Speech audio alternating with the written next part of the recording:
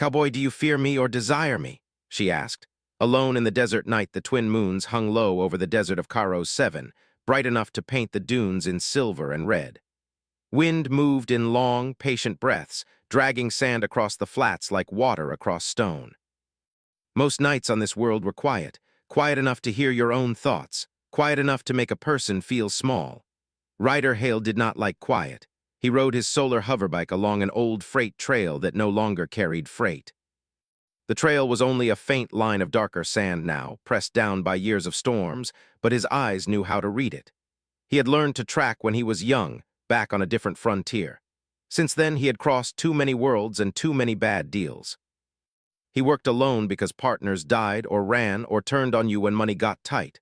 Tonight, he was not chasing a man. He was chasing a signal. A small beacon had pinged across the network 2 days ago, weak and broken, the kind of emergency call that meant a ship had gone down hard. Then the beacon went quiet. That alone was strange. But what made it worth Ryder's time was the rumor that followed. The crash was not an accident, and the one who survived was worth more than any gold or water on this planet. Ryder didn't fully trust rumors. He trusted patterns. And the pattern he had seen too many times was simple. When powerful people wanted someone erased, they hired hunters. When hunters came to a place like Caro's 7, the desert swallowed the truth. He wasn't here to swallow it. The hoverbike hummed softly, its anti-grav plates holding it a hand's span above the sand. Ryder's coat snapped behind him, its fibers coated in dust and old sweat. His hat sat low, hiding his eyes from the glare. A rifle lay across his back and a sidearm rode his hip. He carried water, a med kit, a compact scanner, and a thin strip of paper he still used for notes because paper didn't short out in an iron storm. He checked his wrist display. The air was getting colder fast, wind speeds rising. A storm would come before dawn. Then his scanner chirped. Ryder slowed and angled toward a cluster of black rocks ahead. The rocks were not natural. They were slag, melted and cooled, like the ground had been kissed by fire from the sky. He cut the bike's drive and let it drift to a stop. He stepped off and crouched, running his gloved hand over the sand. There were marks here, light, careful, not a beast, not a vehicle, footprints but strange. The heel prints were shallow, the toes deep, like whoever walked here carried weight in a different way. He followed the trail around the rocks. That was when he saw her. She stood on the far side of the slag field, alone under the moons. She did not move when the wind hit her. Her posture was straight, like a statue carved to watch the night. A cloak hung from her shoulders, dark and torn, and the edges fluttered like tired wings. Ryder's instincts pulled his hand toward his sidearm, but he didn't draw. He didn't want to start a fight if he didn't have to. A person alone out here was either desperate or dangerous. Sometimes both. "Evening," he called, keeping his voice calm. "You lost." Her head turned slowly, as if she had to decide whether he was real. Ryder caught a glimpse of her face, pale in the moonlight, not human pale, something smoother, almost luminous, but not glowing. Her eyes were large and reflective, like the surface of dark water. She studied him, and then her voice came low and steady. "Cowboy," she said, "do you fear me or desire me?" The question hit Ryder like a sudden drop in temperature. People asked different things when they met a stranger in the desert. They asked for water, they asked for help, they asked for directions, they did not ask that. Ryder kept his hands visible. He did not step closer. "I don't even know you," he said. "And I don't fear shadows without a reason." Her lips pressed together, and for the first time her expression showed something like pain, not the pain of a wound, the pain of being hunted. "You are not afraid," she said, more like a statement than praise. "That is rare." Ryder's gaze shifted down, looking for injuries. There was no blood, but her breathing was shallow. Her shoulders were tense, like she had been running for days without rest. "You need water?" he asked. She hesitated.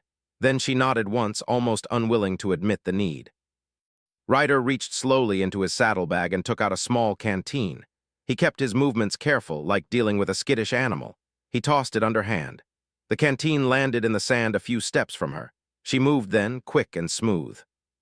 She picked it up, opened it, and drank, not greedily, controlled, like someone trained to never show weakness. While she drank, Ryder scanned the area. The desert was empty, but emptiness could lie. Drones could watch from a distance. Hunters could crawl under the dunes. Caro's 7 had taught Ryder that a quiet night could still carry teeth. "You got a name?" Ryder asked. She capped the canteen and held it like it mattered. My name is Sira, she said after a pause. Ryder blinked. The name sounded human, but her accent was not. It was clean, almost musical. Ryder Hale, he replied. What are you doing out here, Sira? Her eyes flicked toward the horizon where the dunes rolled like a frozen sea. My ship is gone, she said, and my people are not coming to rescue me. Then who is? Ryder asked. Her gaze came back to him, and Ryder felt something in the air shift. Not wind, something else, pressure, like the space between them had grown heavier. No one, she said quietly, not unless I make one. Ryder didn't like the way that sounded. But he also didn't like how the desert seemed to listen when she spoke. You the one that crashed? He asked. She didn't answer right away. Instead, she asked, why are you here? I follow trouble, Ryder said. It pays, sometimes it saves someone too. Her eyes narrowed, and Ryder could almost see the calculation behind them. You are a hunter, she said. I'm a tracker, Ryder corrected. There's a difference. A tracker can still sell what he finds, she replied. Ryder didn't deny it. Lying was easy, but it was useless with people who expected the worst. Depends who's buying, he said. Sira's shoulders dropped a fraction, and Ryder realized she had been holding herself up through pure will. The canteen trembled slightly in her hand. They will pay you well, she said, if you turn me in. Who they? Ryder asked, her jaw tightened. The council's collectors, the Vale Authority, the ones who say they keep peace but they keep cages. Ryder had heard of the Vale Authority, most frontier folks had. They were the kind of power that spoke softly and carried fleets. If they wanted someone back, they didn't send a letter. They sent hunters. Ryder studied her again. Noble, exiled, dangerous, worth money, he forced himself to stay steady. Why would the Vale come after you? He asked. Sira's fingers closed around the canteen as if it was an anchor. Because I refused to become what they wanted, she said. Ryder waited. She looked away, and the moons lit her face from the side. I was made to be a tool, she continued. A symbol, a weapon. They said my gifts belonged to the state. I said my life belonged to me.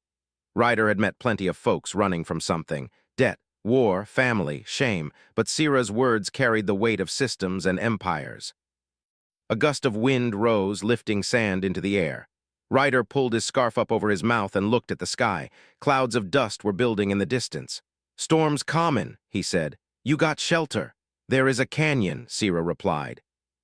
I was heading there before you found me. You were heading there alone? Ryder asked. She met his eyes. I had no choice. Ryder glanced down at the footprints again. The trail looked weak, like she had been walking on borrowed strength. He could leave. He could ride off, report the coordinates, collect his pay. He could do what a smart man would do when a fleet-level authority was involved. But something in him didn't move toward that option. It might have been the way she stood alone. It might have been the way she asked her question, as if she had learned that people only saw her as two things, something to fear or something to want. Ryder hated cages. He also hated bullies in uniforms. He sighed, slow and quiet. All right, he said. Show me this canyon. Sira's expression didn't soften, not yet, but her eyes widened slightly like she hadn't expected the answer. You will help me? She asked. For now, Ryder said, until you're not freeze-dried by a sandstorm. Sira nodded once. Then, as if her body finally allowed it, she swayed. Ryder moved fast. He crossed the space between them and caught her before she fell. She was lighter than he expected. Cold, too, like her skin held less heat than a human's. She stiffened at first, startled by contact. Ryder loosened his grip, careful not to make her feel trapped. Easy, he said. I'm not here to hurt you. Her breath shuddered. I know, she whispered, and that made Ryder feel uneasy because she sounded certain. He helped her to the hoverbike and sat her on the rear seat. She kept her posture upright, refusing to look weak even while exhausted. Ryder started the bike and turned it toward the rising storm. As they moved, the desert opened around them, endless dunes, distant rock spines, and dark patches where old machines had died long ago. The wind grew louder like a warning. Sira leaned close enough that Ryder could hear her clearly. You did not answer my question, she said. Ryder kept his eyes on the path. What question? He asked, though he knew. Do you fear me, she said, or do you desire me? Ryder swallowed. He chose his words carefully. I don't fear you, he said, not yet. And desire, she asked. Ryder let out a short breath. That ain't a desert night conversation. For the first time, he heard a small sound from her that might have been a laugh, quiet, brief, almost surprised. The storm hit harder. Sand began to whip across the bike's shields. Ryder pushed the speed higher, aiming for a ridge that would lead them into a narrow canyon system. He knew those canyons. They were old and twisted, carved by floods that no longer came. If they could get inside before the worst of the storm, they might live through the night. Then Ryder's scanner buzzed again. He frowned and glanced at the display. Multiple signals. Moving fast, not animals, drones, he cursed under his breath. Sierra sensed the shift in him.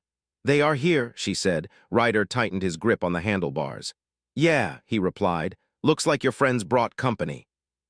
Sierra's eyes lifted toward the sky, and Ryder followed her gaze. Far above the desert, beyond the dust clouds, faint lights moved like slow stars, too high to be ships landing, orbit level, a fleet. Even through the storm, Ryder could see their formation, silent and patient like predators circling. He had helped Sierra for only a few minutes, and already the desert had changed. The night wasn't quiet anymore. It was alive with pursuit. Ryder leaned forward, pushing the bike toward the canyon mouth. "Hold on," he said. Sierra's hands gripped the sides of the seat. Her voice came steady again, like she had forced fear back into a box. "Ryder Hale," she said softly, "if you stay with me, your life will not be simple." Ryder didn't look back. "My life hasn't been simple in a long time," he replied. Behind them, the first drone lights broke through the storm like glowing insects, closing the distance. And in the sky above, the fleet waited. The storm swallowed the desert behind them as Ryder pushed the hoverbike into the canyon. Wind screamed through narrow stone walls, throwing sand like needles against the bike's shield. The sky disappeared, replaced by twisting rock and deep shadows. Sierra held tightly to the rear grips, her eyes scanning behind them. The drone lights were getting closer, small, fast, and relentless. "They track my energy," she said over the roar of the storm. "Can you hide it?" Ryder asked, leaning the bike around a sharp turn. "I can suppress it for a short time," she replied, "but it weakens me." "Do it," Ryder said. "We need every second we can steal." Sierra closed her eyes. Ryder felt the strange pressure in the air lessen, like a weight lifting. The faint hum he had felt since meeting her faded. The scanner on his wrist blinked once, then the warning signal slowed. Behind them, two of the drone lights hesitated, wavering as if confused. Ryder smiled slightly. "Good trick." But the rest of the drones continued forward, scanning the canyon with blue beams that sliced through the dust. The canyon narrowed ahead. Ryder slowed and steered into a shadowed opening between two jagged walls. It looked like nothing more than a crack in the rock, but as they entered, the space opened into a hidden passage barely wide enough for the bike. He cut the engine and let silence fall. The storm howled outside, but inside the canyon the sound was distant and hollow. Ryder listened carefully. No engine noise, no drones yet. "For now," he said quietly, "we're ghosts." Sierra exhaled slowly. Her shoulders dropped, and Ryder realized how hard she had been pushing herself. He dismounted and offered a hand. She hesitated only a moment before taking it. Her grip was light but steady. Up close, Ryder noticed faint lines of silver beneath her skin, like veins of light that faded when she breathed slowly. "You said you suppressed your energy," he said. "Does that hurt?" "Yes," she answered simply. He nodded. No complaint, no drama, just fact. He respected that. They walked deeper into the canyon until they found a small alcove protected from the wind. Ryder unpacked a small thermal blanket and handed it to her. "You rest," he said. "I'll keep watch. You trust me enough to sleep near me?" she asked. "I trust my instincts," he replied, "and my instincts say you're not the one hunting." Sierra sat down slowly, wrapping the blanket around her shoulders. For a while neither of them spoke. The storm outside made the canyon walls tremble like distant thunder. After some time, she broke the silence. "You are different from other hunters," she said. "I told you," Ryder replied. "I'm a tracker." "Still," she said softly, "others see value in turning me in, you do not." Ryder stared at the canyon entrance. "I didn't say that." She turned toward him, curious. "I just said it depends who's buying," he continued, "and right now I don't like your buyers." Sierra's lips curved faintly, almost a smile. "You speak simply," she said. "But your choices are complex." Ryder shrugged. "That's frontier life." Outside, a drone passed over the canyon entrance, its light briefly filling the space before fading again. Both of them remained still until the sound disappeared. After a long moment, Sierra spoke again. "You want to know why they chase me?" she said quietly. Ryder looked at her. "I figured you'd tell me when you were ready." She drew a slow breath. "My people discovered a way to shape gravity itself," she began. "Not machines, living minds. I was born with the ability stronger than most." The The council decided I should serve as a weapon and symbol, a protector they could control. And you said no, Ryder said. Yes, she replied, because power without choice is slavery. Ryder nodded slowly. He had heard similar stories in different forms across the frontier. Empires liked control, individuals liked freedom. The two rarely agreed. They fear I will become dangerous, she continued, but they fear more that I will become independent. Ryder leaned back against the rock wall. Sounds about right. She studied him again, eyes searching. Why are you alone, Ryder Hale? He didn't answer right away. Questions about himself were harder than questions about danger. Used to ride with a crew, he said finally. Good people, frontier marshals. One job went wrong. Politics got involved. People died who shouldn't have. After that, I stopped working for anyone who claimed they were the greater good. Sierra listened carefully, her expression gentle but serious. You lost trust, she said. I learned to choose my own fights, he corrected. Silence returned between them, but it felt different now, less guarded. After some time, Sierra stood, her strength returning slightly. We should move, she said. The drones will return. Ryder nodded. He packed quickly, checking his weapons and supplies. The storm outside had begun to fade, leaving the desert cold and clear. They rode out of the canyon at dawn. The sky burned orange over endless dunes. For a while, the world felt peaceful again. They traveled toward an old frontier town called Drywell Station, a place where miners, traders, and wanderers gathered. Ryder hoped they could find supplies and maybe information about the fleet's movements. As they approached, metal structures rose from the sand like broken teeth. Solar towers turned slowly in the wind. A few small ships rested near landing pads. Stay close, Ryder said. Not everyone here asks questions nicely. Sierra nodded. Inside the town, people stared. Some recognized Ryder and nodded in quiet respect. Others looked at Sierra with curiosity and caution. They entered a small cantina made from repurposed ship parts. The air smelled of dust and old machinery. Ryder ordered water and food. Sierra watched everything carefully, her gaze sharp. She seemed fascinated by ordinary human life, laughter, arguments, music playing softly from a corner speaker. You live simply, she said. Simple keeps you alive, Ryder replied. Before she could answer, the door opened behind them. A man stepped inside wearing a long coat with the mark of a bounty guild stitched on the shoulder. Ryder felt the shift instantly. The man's eyes moved across the room until they landed on Sierra. Recognition flashed. Ryder stood slowly. The bounty hunter smiled thinly. Well, he said, looks like I found something valuable. The room grew tense. Ryder's hand hovered near his sidearm. Sierra's posture straightened, her calm returning like armor. Outside, distant engines roared, more ships arriving. The hunters had found them again. And this time there would be no easy escape. The cantina fell silent as the bounty hunter stepped further inside. Dust moved slowly through the morning light coming from the open door behind him. Conversations stopped.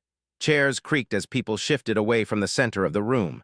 Ryder did not move quickly. Fast movement started fights. Slow movement controlled them. He turned fully toward the newcomer. The hunter was tall, wrapped in a desert coat reinforced with armor plates. A scanner hung from his belt, blinking softly. His eyes stayed fixed on Sierra like she was a prize already won. Well, the man said, smiling without warmth. Didn't expect to find you in a place like this. Sierra stood beside Ryder, her face calm but alert. I am not returning, she said quietly. The hunter chuckled. Not your choice. Ryder stepped slightly forward, placing himself between them. Maybe you should take a seat, Ryder said. Drink something, forget you saw her. The hunter's gaze shifted to Ryder. Recognition flickered. Hale, he said, I heard you were still breathing. Rumors are hard to kill, Ryder replied. You don't want to be involved in this, the hunter continued. Veil authority contract, high-level retrieval, walk away and I might pretend you were never here. Ryder tilted his head. And if I do, the hunter's smile faded. Then you become part of the problem. Around them, townsfolk watched carefully. Drywell Station survived by avoiding large conflicts. A fight here would mean trouble for everyone. Ryder exhaled slowly. He knew they couldn't stay. Let's not wreck a good morning, he said calmly. We'll leave. The hunter raised an eyebrow. You think you can outrun a fleet?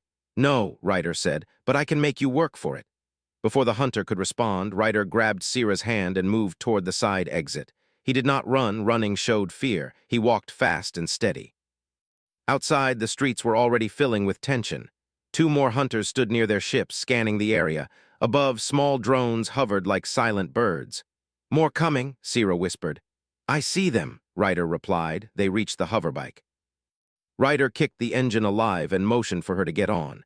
As soon as she mounted, he accelerated hard, sending sand flying behind them. Blaster fire cracked through the air. A shot struck the ground near the bike, spraying dust. Ryder leaned low, guiding the bike between narrow alleys before bursting into open desert again. The hoverbike surged forward, engines whining under strain. Behind them, two pursuit bikes launched from the town, followed by drones. "They will not stop," Sierra said.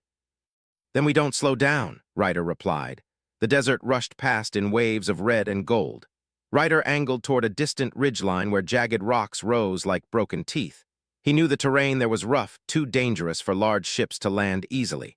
Drones closed in. One fired a net of crackling energy that slammed into the sand ahead. Ryder swerved sharply, barely avoiding it. "Can you help?" he asked. Sierra hesitated. "If I use my power, they will track us more easily." "They already know where we are," he said. "Your call." She nodded once.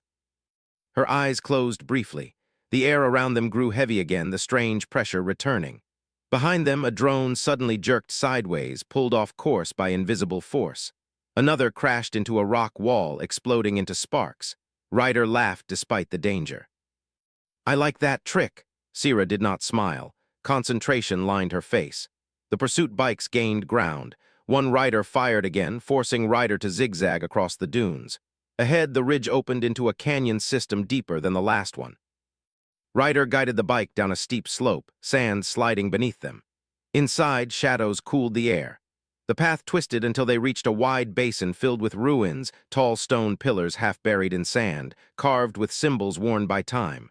Ryder slowed. "What is this place?" he asked. Sierra looked around, eyes widening. I do not know," she said softly, "but it feels familiar." She stepped off the bike and moved toward one of the pillars. Her fingers hovered over the carvings. The symbols glowed faintly when she touched them. Ryder felt the air shift again, deeper this time, like the ground itself was waking. "Maybe we shouldn't touch ancient alien things," he said carefully. Too late. A low hum filled the basin.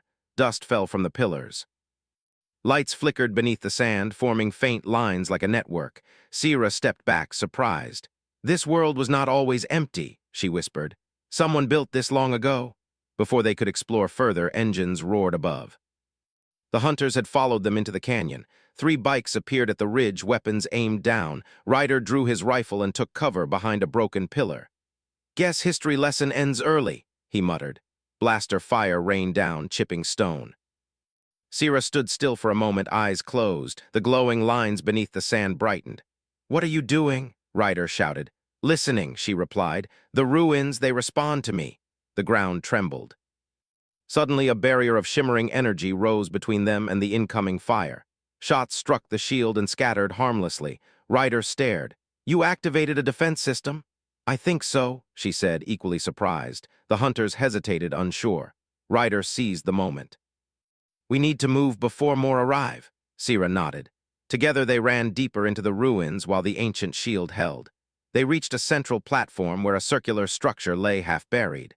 Symbols glowed brighter as she approached. "I can feel their memories," she said softly. "This civilization, they used powers like mine. It destroyed them." Ryder felt a chill. "Then maybe we shouldn't repeat their mistakes." Sierra looked at him, fear flickering across her face. "That is why I ran from my people." The shield behind them flickered as heavier weapons struck it.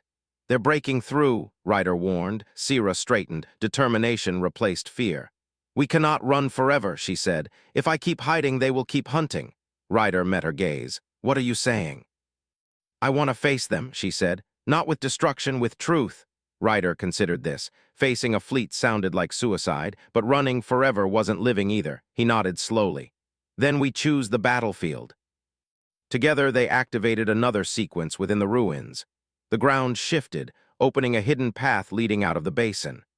As they escaped, the ancient defense system released a final pulse, collapsing the entrance behind them and slowing the hunters. They rode out into the open desert again, the twin moons beginning to rise for another night. Far above, the fleet waited, larger now, silent and patient. Sierra looked toward the sky. "It is time." she said. Ryder adjusted his grip on the handlebars. Then we stop running, he replied. And for the first time since meeting her, they rode not away from danger, but toward it. The desert stretched wide beneath the twin moons as Ryder guided the hoverbike across open sand. The wind had calmed, leaving the night clear and cold. Above them, the fleet hung in orbit like silent watchers, their lights faint but impossible to ignore. They were no longer hiding. Sira sat behind him, steady now, her strength returned. The pressure in the air around her felt stronger than before, but it was controlled calm. Ryder could sense a change in her, not just power, but purpose. "You are certain?" he asked quietly as they rode. "Yes," she replied. "Running has only made them more certain that I am dangerous. If I face them openly, they must see who I truly am." Ryder nodded. He respected that kind of courage, but courage did not stop blasters or fleets. They reached a high plateau overlooking miles of desert. Ryder slowed the bike and brought it to a stop. "This is as good a place as any," he said. "Wide open, no civilians to get hurt." Sira stepped down and walked a few paces away, looking up at the sky. For a moment, nothing happened. Then a beam of pale light descended from above, touching the sand a short distance away. A sleek shuttle appeared within it, lowering slowly until it landed with a hiss of displaced air. Ryder rested his hand near his sidearm but did not draw. The shuttle door opened. 3 figures stepped out, dressed in dark armor marked with silver lines, the sign of the Veil authority. Their movements were precise, disciplined. The one in front removed a helmet, revealing a calm, stern face. "Sira," the officer said. "You have avoided retrieval for too long. Come peacefully." Sira stood tall, her cloak moving gently in the breeze. "I will not return to a cage," she replied. "You misunderstand," the officer said. "You are not a prisoner, you are a responsibility." Ryder snorted softly. Funny how those 2 words end up meaning the same thing. The officer's eyes shifted toward him. "You are interfering in matters beyond your understanding, cowboy." "Maybe," Ryder said calmly, "but I don't like bullies." The officer ignored him and turned back to Sira. "You possess abilities that could destabilize entire systems," he said. "The council must ensure balance." "And who ensures the council?" Sira asked quietly. The question hung in the air. Behind the shuttle, more lights appeared in the sky as additional craft positioned themselves overhead. Ryder counted at least 6. He knew they couldn't win a fight against that kind of force. But Sira had not come here to fight. She stepped forward slowly. "I will not attack," she said. "I will not destroy. I only want freedom to choose my own path." "You are too powerful to be left unmonitored," the officer replied. Sira closed her eyes briefly, then lifted her hands. The air shimmered around her, gravity bending slightly. Sand rose gently into the air, swirling like a slow storm, but without violence. Ryder felt his boots grow lighter as if the ground itself had softened. She was not showing power to threaten, she was showing control. "I have learned restraint," she said. "I protect.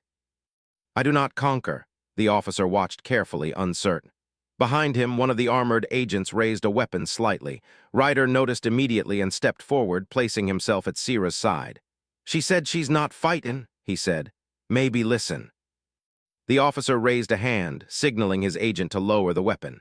"You travel with a human protector now?" he asked. "I travel with someone who chooses to stand beside me," Sira answered. Ryder felt a small warmth at those words, but kept his expression neutral. Suddenly, multiple signals activated around the plateau. Small drones rose from hidden positions, projecting recording fields. Ryder realized what Sira was doing. "You're broadcasting," he said quietly. "Yes," she replied. "If they wish to judge me, let all frontier systems witness." Across nearby settlements and outposts, the confrontation began to stream live through open channels. Miners, traders, wanderers, all watching. The officer's expression hardened. "This is unnecessary," he said. "It is necessary," Sira replied. "For too long, decisions have been made in silence." The officer hesitated. Ryder could see the calculation in his eyes. A public confrontation limited his options. If the council acted with excessive force now, witnesses across the frontier would see. "You risk much," the officer said.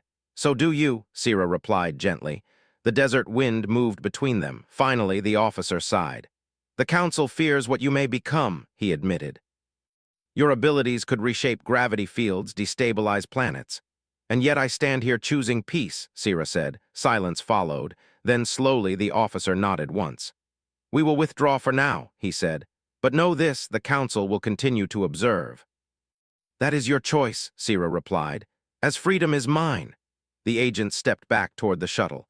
Engines flared softly as it lifted into the sky and rejoined the fleet above. One by one, the lights in orbit began to move away, fading like distant stars. Ryder exhaled slowly. He had not realized how tense his body had been. Well, he said, that went better than expected. Sira lowered her hands. The gravity around them returned to normal, sand settling quietly. They may return someday, she said. Probably, Ryder replied. But today you won. She turned toward him, eyes thoughtful. When I first asked if you feared me, she said, you did not answer fully. Ryder smiled faintly. Still want that answer? Yes, she said softly. He looked out across the desert, thinking carefully. I think fear and trust can exist together, he said at last. I don't fear who you are, I respect what you could become, and desire, well, that takes time. Sira's expression softened into a real smile, warm and honest. I understand, she said. The night felt different now. Ryder walked back to the hoverbike and checked the engine. Everything still worked, a small miracle after everything they had survived. Where to now? He asked. Sira looked toward the horizon, where the first hint of dawn began to rise. Anywhere, she said. Somewhere new, somewhere free. Ryder nodded. They mounted the bike together. As the engine hummed to life, he felt something settle inside him, not duty, not obligation, but choice. He accelerated forward, the desert rushing beneath them once more. Behind them, the sky cleared as the fleet disappeared into distant space. Ahead lay endless dunes, new roads, and unknown stories waiting to begin. Under the twin moons fading into morning light, the cowboy and the exile rode side by side, not hunter and target, not protector and burden, but partners choosing their own path across the stars.